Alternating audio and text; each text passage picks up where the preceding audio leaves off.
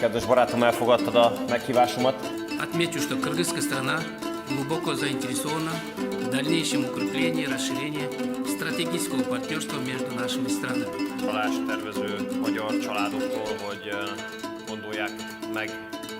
Уверен, что достигнутые в ходе сегодняшнего переговоров договоренности будет способствовать дальнейшему укреплению и расширению нашего стратегического партнерства.